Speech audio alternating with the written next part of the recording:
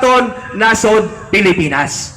Sa iya, si Presidente Duterte bilang abogado, nangin prosecutor sa Davao within 22 years of service, no? Siya lang ang pinakauna nga local government official nga nagbisita dayon sa Tacloban during the Yolanda nga bagyo, no? And the first Mindanaoan, kay halos kung makahinumdom kita from President Marcos, Cory Aquino, Ramos, going to President Erap, going to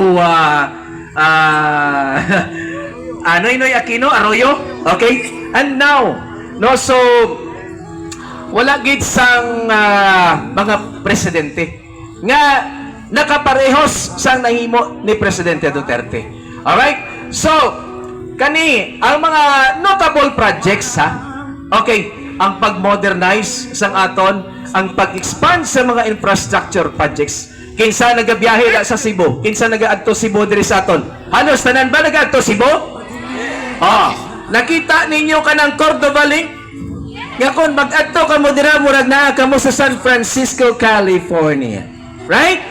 Di ba? So isa ina karon sa proyekto no sa aton presidente. Nag-umpisa sa Metro Manila Skyway. So actually pagkadaghan, anti-drug campaign. Isa sa problema nato, di ba? Kinsa diri may pamilya nga isa sa ila pamilya na biktima sang illegal nga droga. May arano. Sa akon bilang magsisibya, inyo nga media diri sa San Carlos, kadagan akong nakita. Pila na ka mga drug by bust operation ang ako nakita. Pila na ko magpirma dira sa mga witnessing sa mga nadakpan. Naluoy ko sa mga pamilya nga nabiktima. Mabayaan ang ila kabataan and even ang ila kabataan ang drug addict man. Kay tungod nakita nila kung anong ginhimo sang ilang amahan. Kung madakpan ang inahan, madakpan ang amahan, na may nagmana. So that's the problem. Ang kaluluoy ining mga mabayaan, no? So amo ni ang isa sa naghatag sang problema karon sa kay Presidente Rodrigo Duterte dito sa International Criminal Court tungod ginsakyan sining mga politiko nga para lang madiin si Presidente Duterte and even si Vice President Sara Duterte. So gani mga kaigsunan naton, nalipay kining mga drug addict, nalipay karon ang mga drug pushers, ginpagawa si Kerwin Espinosa, ginpagawa si Laila de Lima, at even si katong mayor sa Iloilo, ginpardonan pa. So isa ini nga nagbali na ang bola. Wala na sa panahon sang Duterte nga daghan gid ang nadamay, daghan ang pamilya nga nagkaletse-letse, no? So anyway, sa akon pagpadayon kay taas-taas bang gyud sa ini mga atong mga kaigsunan, daghan sa aton isa sa na tigayon ang Bangsamoro Organic Law nga ang Mindanao nangin peaceful tungod lang sa kay Presidente Duterte. Di ba? Wa nagubot sa Mindanao. Sino ang taga Mindanao diri? Kay naamad di sa karusanon nga gikas Mindanao.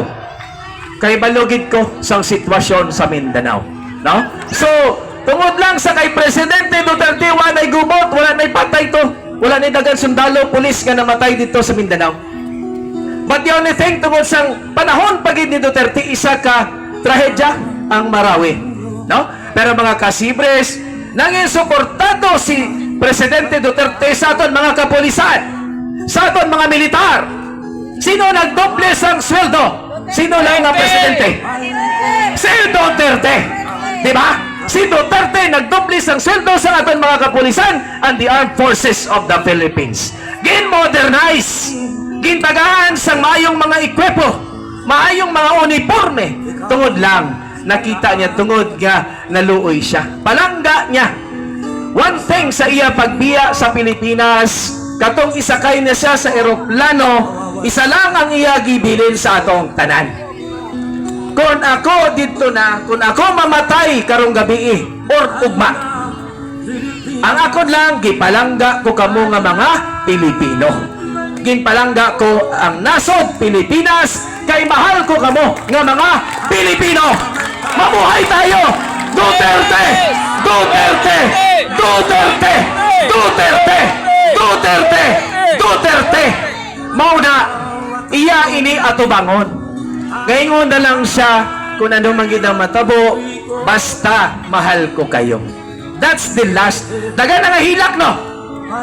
Dagan ang nagtanong sa mga viral sa YouTube, sa Facebook, nga grabe ang luha sang uban. Even ang iban nga kapulisan subong nagubo na uniforme. Ila na gibayaan ang ila serbisyo kay nakita nila nga dili naman mao. Di ba? Sakit sa ilang dugan nga si President Duterte gitagaan pa ning aton mga kapulisan sa mga housing projects. Di ba? Priority ang aton nga mga kapulisan, ang aton militar. Pero in spite of that, ang iban di naging kaagwanta. So that's why mga kababayan ko, mga San Carlosanon, mga taga Calatrava and the other places nga naadiri karon, dili na ako na pagtapuson kay pagkalawig ani, no? So ang aton pagagtigom karon is a peace rally nga aton ipaabot dito sa national government that San Carlos City is alive, nga na kita sa iyang likuran, bisan pa man sa iya kondisyon sa karon. Ha? Grabe ang natabo sa iya, bisan si Vice President Sara Duterte wala gay pasulod. Ang iyang abogado wala, ang iyang asawag anak wala. Solo kag si ang iya lang abogado, kuyog na si Lilia Dilla, I think, yeah. So mo na karon kapait, pero nagapasalamat man kita mga kababayan sa mga Pilipino dito sa Netherlands nga nagsuporta subong sa kay Presidente Duterte adlaw man gabi. Entire Europe nga mga Pilipino nagaadto dito para sa pagsuporta nga ipabalik gid si Presidente Duterte diri sa aton nasod Pilipinas. You know what? Isa sa aton maging kalipay, si Presidente Duterte may ara sang balao dito sa ICC nga dili siya pwede ibutang sa iya detention cell. Pwede siya magbuyan lang dira within Netherlands, pero di lang siya malagyo. Kay iya lang na atubangon ang iyang kaso. No? Pero moabot sa 8 katuig nga sakripisyo sa aton presidente nga di gid siya kabalik diri sa Pilipinas.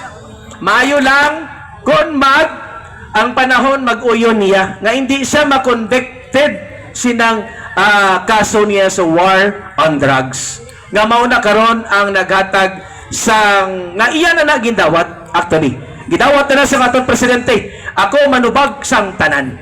Mao ning iyang tungod lang sa iyang pagpalangga sa aton nga mga Pilipinon. Tasay mabuhay si Duterte. Duterte! Duterte! Duterte! Duterte!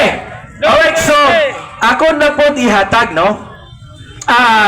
May sa usama naton ka organizer nga aton ba di kauban, no? Ako dagan salamat gid sa inyo tanan, ha, sa inyong presensya karon nga naa kamo diri karon nga nagtampong nga naa diri nga nakita naton nga siguro basi ma-viral man ang San Carlos nga nag-prayer rally man kita para kay Presidente Rodrigo Duterte sa uban nga mga lugar, no? So let us continue this. Dili ta magunong, hapit naman birthday ni Presidente Duterte, no? So hopefully sa March 28 mag-motorcade na naman kita, no? Yay! Tama? O yun baka mo tanan sa iyang birthday mag-motorcade kita bilang mga Duterte supporters dinhi sa atong dakbayan sa San Carlos. Alright, so ako na po ihatag ang papel, Madam Pritchie. Ikaw ba masunod or si? Okay, so ako actually pagkadagan ining mga proyekto ang mga nahimo sa aton presidente sa iyang panahon sa sunod sang 1 katuig. Gani aton siya ubayan, aton siya kuyugan sa iya karon kahimtang sa kalisod sa iyang sitwasyon. No? So, ang aton pagampo, amoy na ang isa kadako nga bagay, kay wala na kuno sang pinaka-powerful ang pag-ampo sa Ginoo. Para lang nga maabsuelto ang aton presidente. Okay? So, dagat salamat, mayong gabi sa inyong tanan. Mabuhay ka mo! Mabuhay San Carlos! Mabuhay! Duterte! Duterte! Duterte! Duterte! Duterte! Duterte! Okay, dagat salamat. And ihatag na nakon ang mikropono sa kay Madam Fritzy. And of course, sa kay Short Sandoval, ha? Okay? So, usaban sa aton nga. Tanan ka mo, organizer kita, ay sa mga nag-volunteer sa paghatag sa mga pagkaon, mga drinks. So, hindi na nakon ma-mention kung kinsa ka mo, pero thankful gid kita and thank you very, very much. Sa inyo, appreciate din na mo, ana, ang inyo ginimo karon para sa atong tanan. Sa mga tagiya sa mga sound systems, kay Nito, okay? And, ano yung sound system? Sa pagin? Jim? Dagat salamat. Kanita lang na inyo nakita karon. Volunteerism ni sa aton Duterte supporters. Wala kami budget. Wala kami kwartal, Fritzy.